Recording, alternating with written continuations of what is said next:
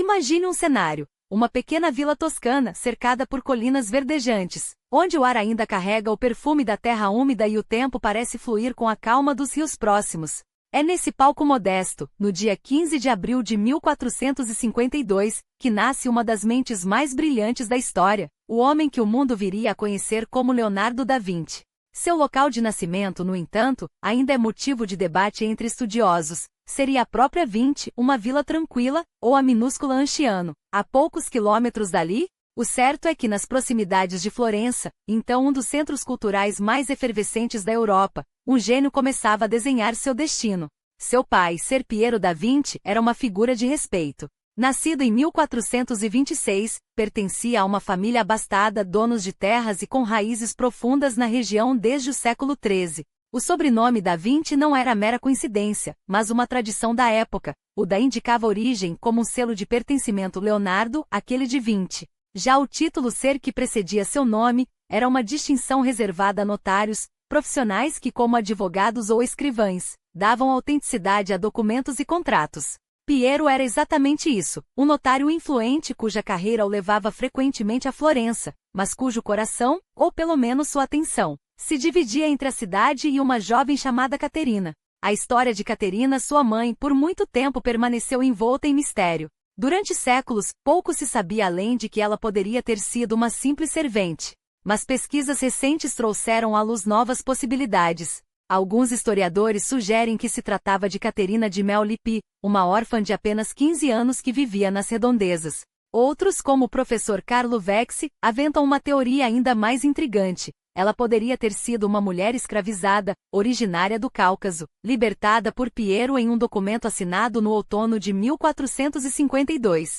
Independentemente de sua origem, o fato é que Leonardo veio ao mundo como fruto de um relacionamento fora do casamento, um escândalo para a sociedade da época, especialmente para um homem de posição como Piero. Mesmo assim, o nascimento foi anunciado sem reservas, como se pressentissem que aquela criança carregava um destino extraordinário.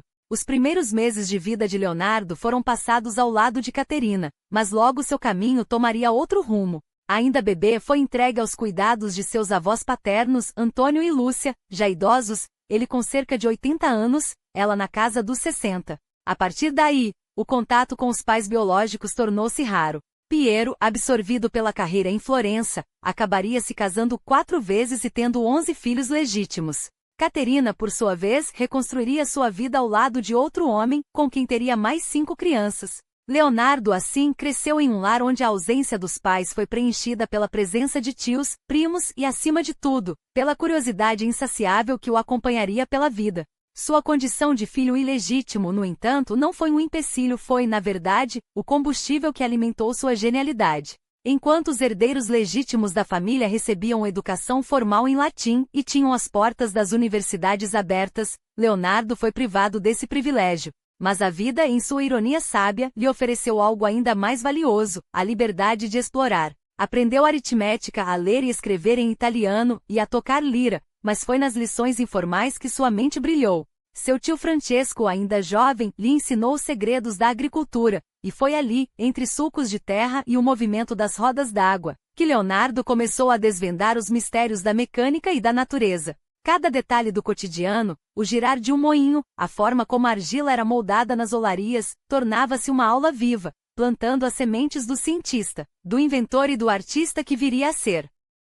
Em 1464, quando Leonardo completava 12 anos, um evento mudaria seu destino, a morte de sua primeira madrasta Albiera, seguida pelo novo casamento de Piero com Francesca de Ser Giuliano Landredini. Pouco depois, com a perda de seus avós, o jovem foi finalmente levado a Florença. E que cidade o aguardava? Com cerca de 100.000 habitantes, a capital toscana era o epicentro do Renascimento, um movimento que, como o próprio nome sugere, representava um renascer, não apenas das artes e do conhecimento clássico grego e romano, mas de uma Europa que emergia das sombras da Idade Média. O termo, cunhado apenas em 1855 pelo historiador Jules Michelet, captura a essência de uma era em que o passado era resgatado para iluminar o presente, onde a grandiosidade de Roma era invocada como símbolo de identidade e poder. Vale lembrar, porém, que esse renascimento era uma narrativa essencialmente europeia. Enquanto o continente celebrava seu despertar cultural, civilizações no Oriente e nos grandes impérios islâmicos já avançavam em ciência e filosofia há séculos, sem precisar de um renascimento para provar seu valor. Ainda assim, para a Itália do século XV, aquele era um momento único. O país, fragmentado em cidades-estado poderosas e campos rurais, era palco de disputas constantes entre a elite urbana e o Estado papal, um território vasto, controlado pela Igreja com seu próprio exército e influência política. A nobreza, por sua vez, dividia-se entre os remanescentes do feudalismo, donos de terras herdadas, e a burguesia emergente enriquecida pelo comércio, pela banca e pela navegação. Florença, em particular, era um caldeirão de tensões e ambições. Seu traçado urbano revelava uma sociedade complexa, bairros onde famílias de origens e fortunas distintas conviviam lado a lado, desde nobres enraizados a gerações até comerciantes recém-chegados.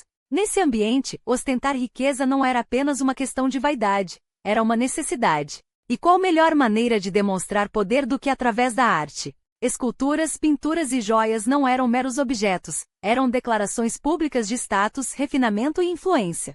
Foi esse clima de competição e apreço pela beleza que transformou Florença no berço do Renascimento e abriu as portas para que Leonardo, um jovem provinciano sem título ou herança, encontrasse seu lugar no mundo. Assim, entre o campo e a cidade, entre a rejeição e a oportunidade, Leonardo da Vinci começou a traçar seu caminho. E o mundo, sem saber, preparava-se para ser transformado por suas mãos. Mas Florença não era apenas um palácio de ouro e mármore. Era também uma cidade de sombras e portas trancadas. A vida sob o céu toscano pulsava entre o esplendor das praças e o peso das ameaças que espreitavam além dos muros. O toque de recolher noturno ecoava como um lembrete de que, por trás da opulência, a incerteza reinava, guerras entre facções, intrigas políticas que cortavam alianças como lâminas e, pior ainda, a peste negra, que voltava em ondas arrasadoras, ceifando vidas e deixando um rastro de medo. A fome, companheira constante das épocas de crise, apertava ainda mais o cerco sobre uma população já fragilizada. Era nesse caldeirão de contradições, onde a genialidade e a desgraça se entrelaçavam, que Leonardo, recém-chegado das colinas de Vinci, teria de provar seu valor. As praças públicas, como a animada Piazza della Signoria e o buliçoso Mercato Vecchio, não eram apenas pontos de comércio ou encontro, eram palcos onde o destino de Florença se decidia. Ali, entre os murmúrios dos comerciantes e os discursos inflamados dos líderes, Leonardo encontrou seu primeiro laboratório humano. Os corpos em movimento, as expressões que se transformavam com a sorte ou a traição, os gestos que revelavam poder ou submissão, tudo era matéria-prima para seus olhos ávidos.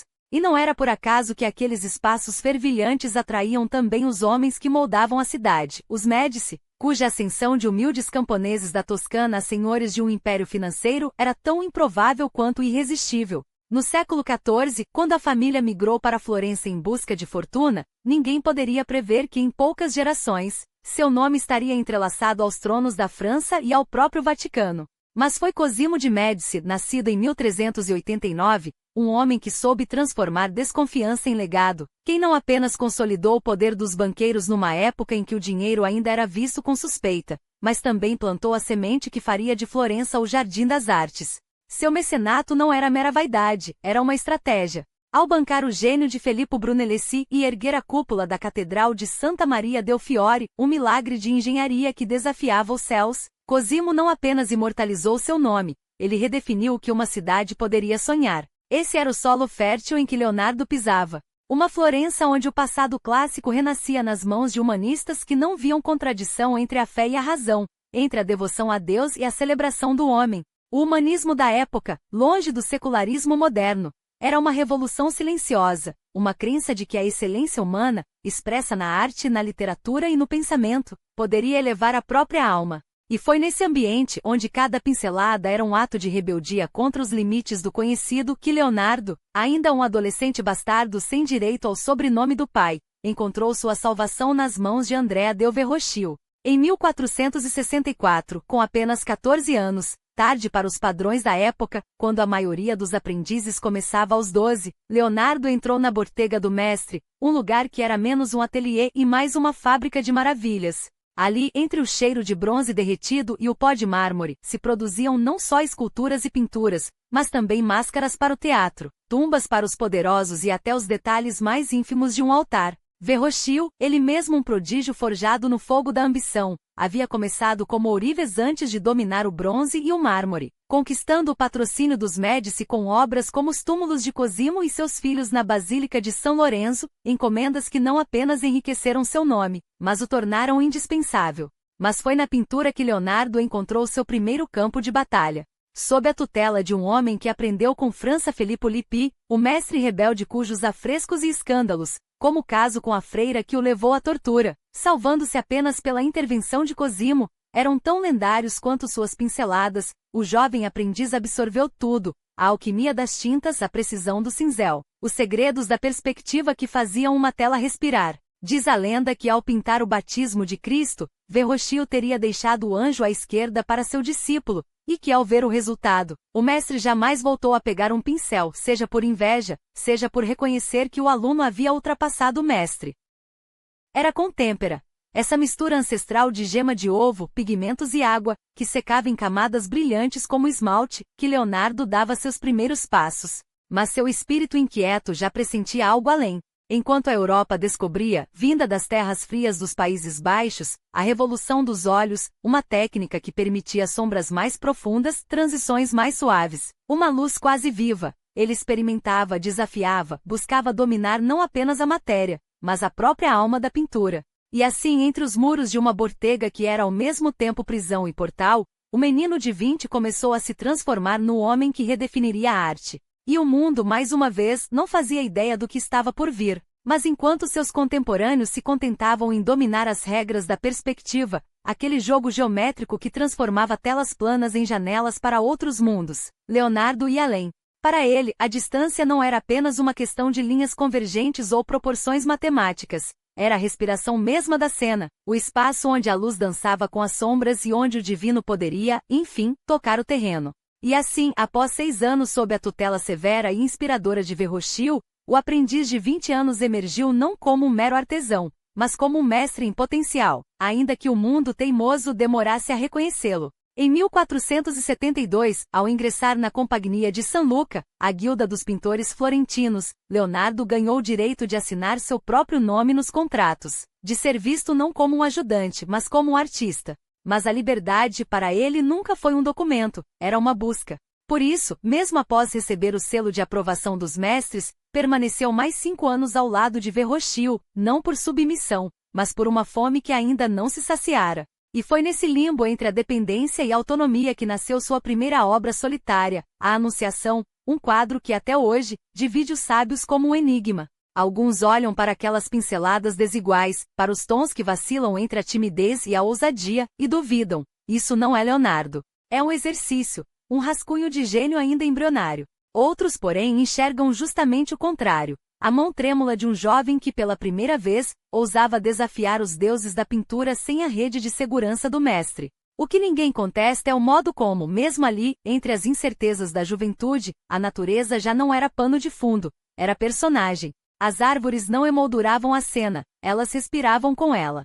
O anjo não descia do céu sobre um tapete de flores genérico, ele pisava num jardim vivo, onde cada folha parecia sussurrar o mistério do momento. Era o primeiro indício de que, para Leonardo, pintar não era reproduzir, era encantar. E então veio Ginevra de Benci, a jovem poeta de 16 anos, filha de banqueiros e musa de sonetos, cujo retrato, hoje na National Gallery, em Washington, carrega mais segredos que tintas. Pintada em 1474, possivelmente para celebrar seu casamento com Luigi Niccolini, a obra esconde nas suas costas uma declaração em latim. A beleza adorna a virtude cercada por um ramo de zimbro, jogo de palavras com o nome da moça Genevra em dialeto romance. Mas não para por aí. Sob camadas de tempo, escaneamentos recentes revelaram outra inscrição oculta, Virtude e Honra, lema de Bernardo Bembo, o embaixador veneziano que dizem, nutria por Ginevra uma admiração platônica e daquelas que na Florença do século XV, eram tão comuns quanto perigosas. Seria o retrato um presente de Bembo? Uma encomenda de Lorenzo de Médici, o Magnífico, que via na jovem uma joia de seu círculo intelectual? Ninguém sabe ao certo. O que fica é o olhar de Ginevra, quase desafiador, como se soubesse que seu rosto sobreviveria aos séculos, e aos fofocários da história. Entre 1474 e 1478, surgiu a Madonna do Cravo, ou Virgem com o Vaso de Flores, hoje abrigada em Munique. A obra respira a mesma delicadeza de A Anunciação, mas aqui a tragédia é outra. O tempo, implacável, e as mãos descuidadas de restauradores que, em nome da preservação, quase apagaram o original. A cabeça da Virgem foi repintada com óleo em excesso, técnica que alguns atribuem a um copista flamengo, como se o gênio de Leonardo não pudesse ser tão audacioso. Mas quem olha de perto vê além das camadas de tinta enganosa. Nos cachos do cabelo da Madonna, nas pétalas do vaso, há um traço que só ele, só aquele Leonardo, o jovem que ainda não era lenda, poderia ter deixado. Em 1477, finalmente, ele abriu sua própria botega. O ateliê era seu, as regras também. Mas a liberdade, como sempre, tinha seu preço. O primeiro contrato chegou em janeiro de 1478, uma natividade para a capela de São Bernardo. O adiantamento foi pago. E então, nada. Leonardo, distraído por seus próprios demônios ou por algum novo fascínio, abandonou a obra. O trabalho acabou nas mãos de Ghirlandaio e depois de Filippino Lippi. Era o primeiro de muitos projetos inacabados, um hábito que mais tarde se tornaria quase uma assinatura. Sem patronos fixos, seu ateliê sobrevivia à custa de encomendas esparsas e de um aprendiz de nome Paolo da Firenze, cujo talento para a marchetaria, a arte de incrustar madeiras preciosas, era inversamente proporcional à sua reputação. Nas cartas de Leonardo, ele aparece como um homem de más companhias até que certo dia, simplesmente desapareceu fugitivo talvez, ou vítima de alguma trama que a história não registrou. Até que em julho de 1481, os monges agostinianos de San Donato em Scopeto lhe ofereceram uma tarefa à altura de seu nome, um retábulo para celebrar a Epifania, a adoração dos magos. 30 meses. Esse era o prazo. 30 meses que se transformaram em eternidade porque Leonardo, mais uma vez, não terminou o que começou. Hoje, o que resta da obra, esboços em carvão, manchas de óleo, traços de aquarela, está na Uffizi como um fantasma do que poderia ter sido. E no canto direito do quadro, quase escondido entre os rostos da comitiva, há um homem cujo perfil alguns juram ser o do próprio Leonardo, alto de olhos claros, observando tudo com uma expressão que mistura curiosidade e ironia. Como se soubesse que em breve deixaria Florença para trás. Porque em setembro daquele mesmo ano, uma carta chegou. Ou talvez tenha sido um convite. Ou uma ordem disfarçada de oportunidade. Ludovico Sforza, o novo senhor de Milão, um homem que transformará a ambição em arte de governar, queria Leonardo em sua corte. Não como pintor, pelo menos não apenas. Mas como músico, como inventor, como tipo de gênio que poderia ajudar a forjar um império. E assim, sem olhar para trás, o homem que havia aprendido a pintar a alma das coisas partiu para uma cidade onde, mais uma vez, reinventaria não só sua arte, mas o próprio significado de ser um artista. Milão o esperava. E com ela a promessa de máquinas de guerra, de festas que desafiavam a gravidade, de um duque que acreditava que o poder se media não só em ouro mas em maravilhas. Milão não era apenas uma cidade, era um arsenal de sonhos e uma forja de pesadelos. E Leonardo, com sua mente que dançava entre o sublime e o destruidor, apresentava ao duque Ludovico Sforza não apenas esboços, mas visões. Catapultas gigantes capazes de arremessar a morte além dos muros de Veneza, canhões de múltiplos canos que cuspiam fogo como dragões mecânicos, carros blindados que se arrastavam como tartarugas de aço, e até lança-chamas que transformavam campos de batalha em infernos terrestres. A guerra não era mais apenas uma questão de espadas e cavalos, era uma equação, um problema de engenharia, e Leonardo era o único homem que podia resolvê-la com a mesma precisão com que pintava um sorriso. O duque, um homem que media seu poder em inovações tanto quanto em ducados, não hesitou. Em uma época em que Milão já era sinônimo de armas e ambição, Leonardo foi nomeado engenheiro da corte.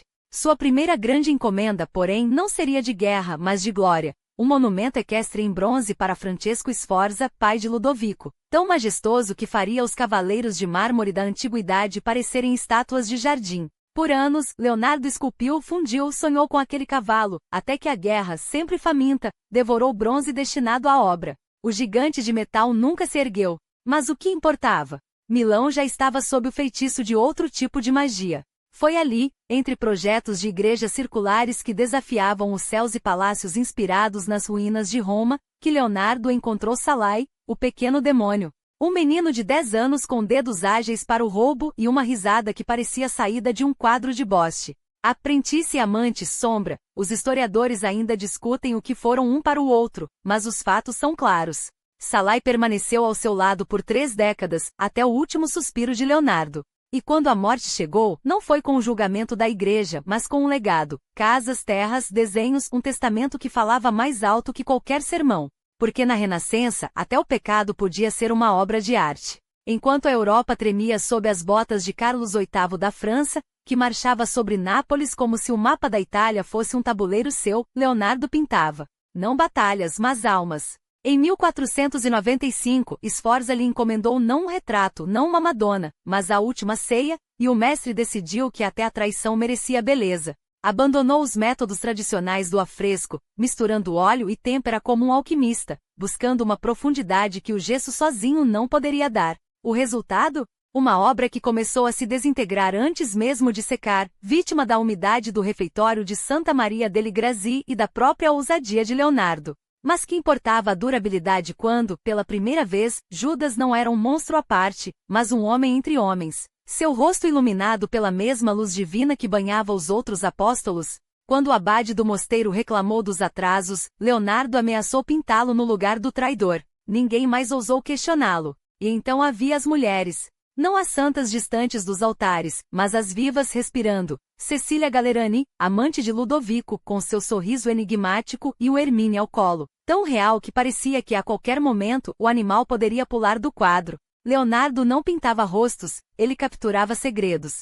Usava o 3/4, aquele ângulo que revelava mais do que um perfil jamais poderia, onde a sombra contava histórias que a luz não ousava tocar. E enquanto os nobres posavam, ele descia as masmorras, onde cadáveres abertos lhe revelavam os mistérios do corpo humano. Não por morbidez, mas por fome, a mesma que o levava a estudar como a luz do sol beijava uma face, como a sombra se enrolava em um dedo, como o vento dobrava as asas de um pássaro. Em 1498, quando a França voltava a ameaçar as fronteiras, Leonardo foi nomeado Ingegnere Camerale, o engenheiro que deveria transformar Lombardia em uma fortaleza inquebrável. Mas mesmo entre plantas de muralhas e máquinas de guerra, seu coração batia ao ritmo de outra obsessão, a matemática da beleza. Ao lado de Luca Pacioli, o monge matemático que via números onde outros viam caos, ele desvendou a divina proporção, o segredo que rege desde as pétalas de uma rosa até as colunas de um templo. O livro que nasceu dessa colaboração não era apenas um tratado,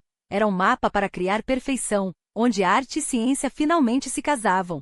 Porque para Leonardo até Deus seguia uma equação. E se a natureza era escrita em linguagem matemática, ele seria seu tradutor.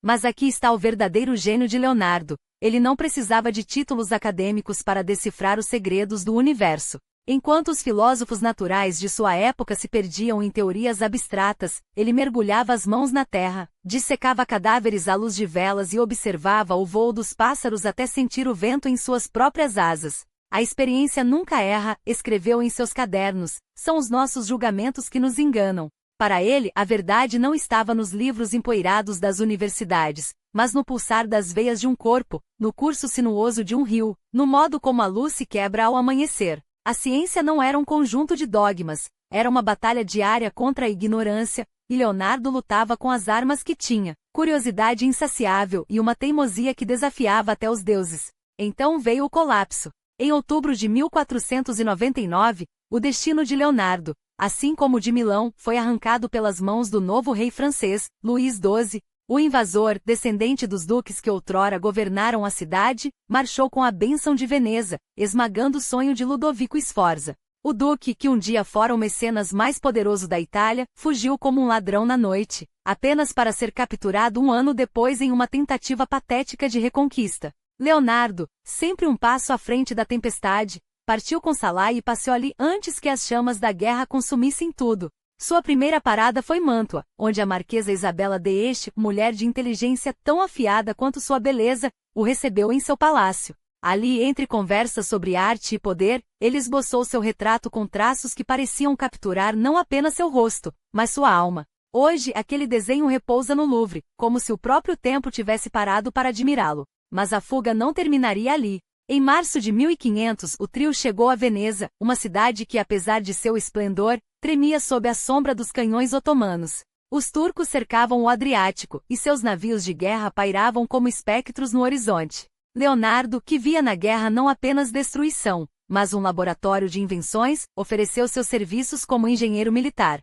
Suas ideias eram tão audaciosas quanto impossíveis: trajes de mergulho para soldados atacarem navios inimigos sob as águas, mecanismos submarinos para afundar frotas antes que atingissem o porto. Era a mente de um visionário presa nas limitações de uma era que ainda não estava pronta para ele. Mais uma vez, o mundo não soube o que fazer com sua genialidade, e assim, suas criações permaneceram no papel, à espera de um futuro que demoraria séculos para chegar. Quando Leonardo voltou a Florença em abril daquele mesmo ano, encontrou uma cidade irreconhecível. Os Médici, outrora donos absolutos de seu destino, haviam sido derrubados por um erro grotesco. Piero, o azarado, entregará fortalezas a Carlos VIII sem consultar a signoria, selando o fim de uma dinastia. Mas se a Florença de sua juventude o havia rejeitado, a Florença de 1500 o recebeu como um mestre. O estilo heróico estava em vogue, e Leonardo era seu profeta. Pintores como Filippino Lippi recuavam diante dele,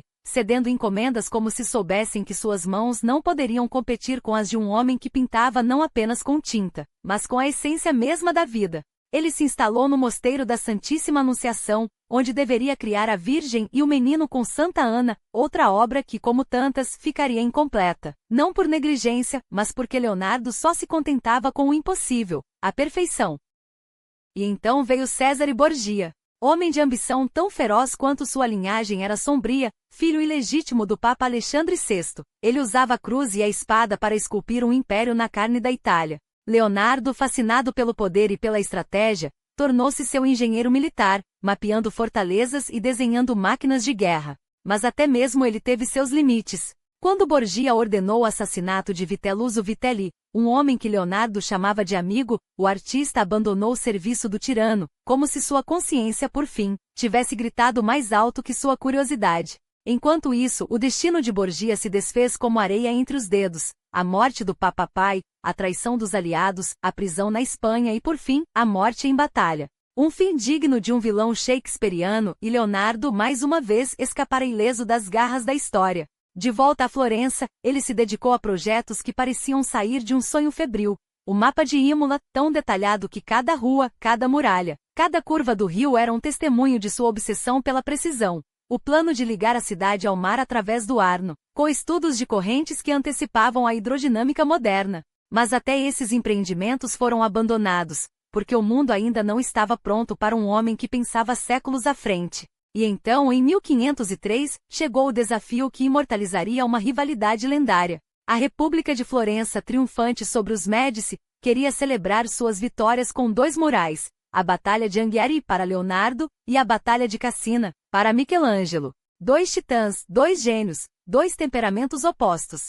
Enquanto Michelangelo esculpia o David com a fúria de um profeta e pintaria a Capela Sistina como se estivesse em transe divino, Leonardo experimentava, arriscava, inovava até que sua própria ousadia o traiu. Ao misturar óleo e têmpera em uma técnica revolucionária, viu seu mural se desintegrar antes de ser concluído. Michelangelo, por sua vez, foi chamado a Roma, deixando sua obra igualmente inacabada. Anos depois, Vasari cobriria ambos com afrescos próprios, como se a história não suportasse a ideia de duas obras-primas perdidas lado a lado. Eles se odiavam. Ou pelo menos, Michelangelo odiava Leonardo com sua arrogância de jovem prodígio, seu desprezo pelos homens que começam mil coisas e não terminam nenhuma. Leonardo, em seu silêncio calculado, deve ter sorrido. Porque enquanto Michelangelo esculpia a glória em mármore, ele, Leonardo, estava prestes a criar algo que transcenderia até mesmo a morte: um sorriso. O roubo da Mona Lisa em 21 de agosto de 1911, executado pelo pintor italiano Vincenzo Perugia, que a escondeu por 2 anos antes de ser preso ao tentar vendê-la, foi apenas mais um capítulo na saga de um quadro que parece desafiar o tempo. Hoje ela reina absoluta no Louvre, como se soubesse que seu lugar nunca foi outro. Mas muito antes desse episódio quase cômico, Leonardo já havia trocado as intrigas de Florença pela corte de Luís XII da França, onde o rei, instalado em Milão após arrebatar o poder dos Sforza, o nomeou artista oficial. Não que isso prendesse a um ateliê. Enquanto recebia salário para pintar e desenhar cenários teatrais, seu verdadeiro mecenas era Charles de Amboise, o poderoso governador de Milão, homem de guerra e refinamento, que sonhava com uma vila digna de seus delírios renascentistas. Leonardo esboçou para ele palácios com jardins hidráulicos, oratórios onde a ciência e a arte se fundiam em aviarias e jogos d'água, visões que, como tantas outras, jamais saíram do papel. Até mesmo a logia que projetou, aquele corredor coberto que dialogava com a luz, parecia condenada a existir apenas em traços de carvão. E enquanto suas ideias se acumulavam, as cobranças também. Em maio de 1506, de Amboise escreveu à signoria florentina, implorando que liberassem o mestre para terminar o que prometeu, uma obra não especificada, mas que, como tudo em Leonardo, devorava tempo sem se materializar. Florença cedeu, mas com uma condição, que ele voltasse para concluir a Batalha de Anghiari, seu fresco inacabado. Leonardo, é claro, ignorou. Ficou em Milão, absorvido por novos projetos, novos sonhos, até que uma disputa familiar o arrastou de volta à Toscana, apenas para resolver uma herança e, de quebra, recrutar novos discípulos. Entre eles, nomes que fariam história: Cesare da Sesto, Gianpietrino, Bernardino Luini. Este último, o mestre dos afrescos por direito próprio. Mas nenhum tão decisivo quanto Giovanni Francesco Melzi, o jovem nobre milanês que se tornaria sua sombra. Os rumores sobre a relação entre eles, assim como os que envolviam Salai, alimentam especulações há séculos. Freud, é claro, teve suas teorias.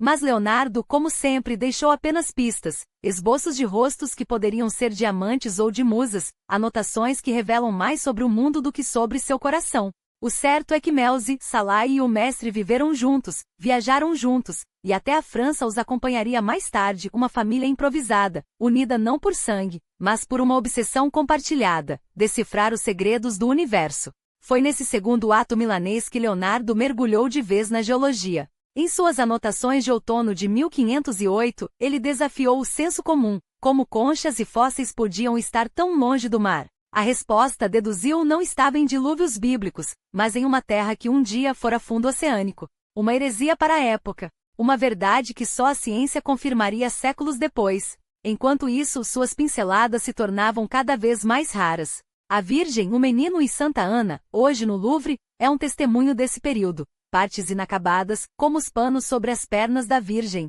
outras claramente retocadas por mãos alheias, aprendizes tentando preencher o vazio deixado pelo mestre. Até que em 1511 a morte de de Amboise abalou Milão. O poder passou para Jean Giacomo Trivulzio, um general que, como todo homem de guerra, queria imortalidade. E o que melhor simbolizava o poder do que um cavalo de bronze erguido sobre as patas traseiras com um guerreiro no lombo? Leonardo aceitou o desafio, mas esbarrou nos mesmos demônios de sempre. Como preencher o espaço vazio sob o ventre do animal? Como equilibrar o cavaleiro sem que a escultura parecesse estática? Ele deve ter estudado o Regisole, aquele bronze antigo que retratava um rei, talvez Teodórico, e que séculos depois, seria destruído por revolucionários franceses em nome da liberdade. Ironias da história: o que sobrou do pedestal inspirou uma réplica em 1937, como se o passado insistisse em não ser apagado. Mas o verdadeiro campo de batalha de Leonardo nessa época era o corpo humano. Desde os anos 1480 ele dissecava cadáveres, mais de 30, estimam os estudiosos, não para aperfeiçoar um quadro, mas para entender a máquina da vida. Em 1510 conheceu Marco Antônio della Torre, o anatomista de Pavia, cujo conhecimento sistemático poderia ter refinado seus desenhos. Mas a verdade é que Leonardo já vinha desvendando veias, músculos e ossos há décadas sozinho, com uma precisão que antecipava a medicina moderna. Suas anotações revelam até um feto no útero, uma das primeiras representações do gênero. E tudo isso, é claro, entre interrupções, viagens e projetos abandonados, porque o gênio não se curva a prazos. O cheiro da decomposição nos laboratórios improvisados, no entanto, não o detinha. Ao contrário, enquanto a doutrina religiosa impunha que as dissecções fossem realizadas à noite, sob o manto da suspeita e do segredo, Leonardo persistia. Não havia escuridão que o detivesse, nem o peso das convenções que o fizessem recuar. Afinal, o mesmo homem que desafiava os limites da anatomia também testemunhava, impassível, o caos político que sacudia a Itália como um terremoto sem fim. Em 1512 os Sforza, aquela dinastia que já o havia abrigado e traído, tentaram mais uma vez reconquistar Milão. Massimiliano, filho de Ludovico, voltou à cidade com tropas suíças ao seu lado, mas a aliança franco-veneziana esmagou a rebelião como um inseto. O jovem Sforza acabou exilado em Paris, e o jogo de poder continuou até que uma década depois outro herdeiro da família, Francesco, recuperou o ducado por um fio, nomeado por Carlos V. Mas era o último suspiro de uma linhagem condenada. E Leonardo? Enquanto impérios ruíam e alianças se desfaziam como areia entre os dedos, ele escolheu a companhia de Francesco Melzi, um jovem de 20 anos que se tornaria seu discípulo, confidente e quem sabe, algo mais. Os rumores da época não se importavam com discrição, e a história, como sempre, prefere o mistério à certeza. O que se sabe é que Melzi jamais o abandonou nem em vida nem após a morte, quando herdou os cadernos, os esboços e os segredos que o mestre deixará para trás. Juntos, em setembro de 1513, partiram de Milão com Salai, o outro protegido de Leonardo, rumo a Roma, onde o Vaticano os aguardava com os braços abertos. Giuliano de Médici, filho de Lorenzo o Magnífico, e irmão do recém-empossado Papa Leão X, ofereceu-lhes abrigo no Palácio do Belvedere. A cidade, ainda ferida pela cisma que havia dilacerado a igreja décadas antes, agora respirava o ar da Rai Renascense, uma era em que o poder se concentrava nas mãos de poucos, e os artistas corriam para beijá-las. Rafael e Michelangelo já estavam lá, disputando o favor papal com pincéis e cinzéis. Mas Leonardo, como sempre, seguia seu próprio caminho. Leão X, intrigado por sua fama, lhe encomendou um projeto ousado: drenar os pântanos pontinos, um inferno de malária e lama onde a natureza parecia ter declarado guerra à humanidade. Os planos de Da Vinci, visões de canais com portas e engenharia hidráulica, ficaram guardados e ignorados em sua época, mas revelariam, séculos depois, a genialidade de um homem que via soluções onde outros enxergavam apenas desespero. Roma, porém, não era mais o lugar para ele. Em 1516, com a França invadindo Milão mais uma vez e os Sforzas sendo varridos do tabuleiro pela enésima vez, Leonardo partiu. Desta vez, o destino era a corte de Francisco I, o jovem rei que havia herdado o trono francês e, com ele, um apetite voraz por arte e intelecto. Dizem que Francisco não queria pinturas de Leonardo, queria sua mente. E assim o mestre instalou-se no pequeno vilarejo de Clous, em um solar cedido pelo monarca, onde passou seus últimos anos entre conversas diárias com o rei, esboços febris e a obsessão por organizar o caos de suas anotações. Foi ali, entre as paredes daquele refúgio francês, que nasceu o autorretrato em giz vermelho, um rosto enrugado, olhos penetrantes, a marca de uma vida inteira de questionamentos. Alguns dizem que a mão já tremia. As linhas nos codices, antes precisas como lâminas, agora vacilavam. Uma folha do Codex Atlanticus, datada de outubro de 1517, revela letras irregulares, traços que sugerem uma luta contra o próprio corpo. A paralisia, sussurram os estudiosos, pode ter-lhe roubado o domínio do braço, mas não da mente. Mesmo assim, suas últimas obras respiram catástrofe, dilúvios, forças brutais, o mundo se desmanchando em água e fogo. Como se pressentisse que o tempo, seu eterno inimigo, finalmente o alcançaria. E alcançou. Em 2 de maio de 1519, aos 67 anos, Leonardo da Vinci morreu em Clous. Seu corpo foi levado para a igreja de Saint-Florentin em Amboise, onde repousou até que a história, em um gesto de ironia cruel, apagou até seu túmulo. A igreja foi demolida em 1802, e ninguém sabe ao certo onde jazem seus ossos. Mas que importância tem um punhado de cinzas diante do que ele deixou? Milhares de páginas, 20.000, dizem alguns, das quais apenas 7.000 sobrevivem, espalhadas por Milão, Londres, Paris.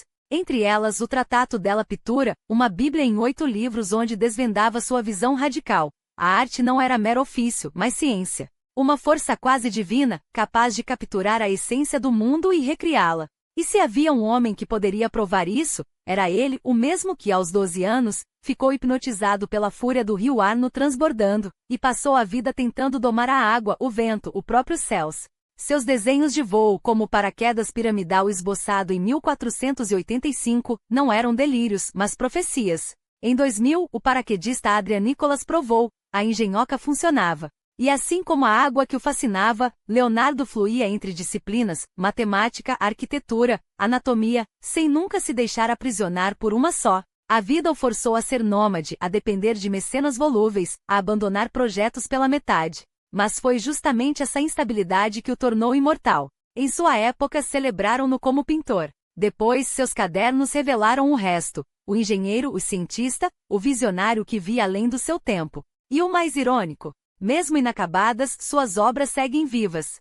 Mesmo restauradas, repintadas, questionadas, elas resistem, como ele, que jamais se curvou ao óbvio. Afinal, que outro gênio poderia deixar tão pouco terminado e ainda assim ter mudado tudo? E é essa mesma rebeldia contra as limitações, sejam elas do destino, da técnica ou das convenções, que faz de Da Vinci um espelho tão incômodo para nós, séculos depois. Nasceu bastardo, uma mancha que na Florença do século XV poderia tê-lo condenado ao anonimato. Em vez disso, transformou o estigma em combustível. Cada porta fechada o empurrou para caminhos que ninguém mais ousava trilhar. Não era um obstáculo, era um desafio a ser decifrado, como os códices que escrevia de trás para frente. Claro, esse mesmo espírito indomável tinha seu preço. Quadros encomendados e nunca entregues, como a Adoração dos Magos, abandonada porque a técnica em óleo sobre painel não correspondia à sua visão. Ou A Última Ceia, cuja experimentação com têmpera e óleo sobre gesso resultou em uma obra que começou a se desintegrar ainda em vida do mestre. Hoje, o que nos resta são fragmentos de uma genialidade que se recusou a ser contida. Mesmo que isso significasse perder, para sempre, a chance de ver suas cores originais. Mas aqui está a pergunta que ecoa além dos séculos. O que é inovar se não arriscar o fracasso? Da Vinci não buscava a perfeição estática, buscava o impossível. E se suas escolhas nos roubaram detalhes de suas obras, também nos deram algo muito mais raro, a prova de que o erro pode ser tão revolucionário quanto o acerto. Então, merece ele o título de Homo Universalis, o homem que encarnou o Renascimento sozinho? Ou sua lenda ofuscou outros nomes e artistas, cientistas, pensadores, que sem o mesmo brilho mediatizado, também esculpiram essa era? A história adora ídolos, mas a verdade raras vezes é simples.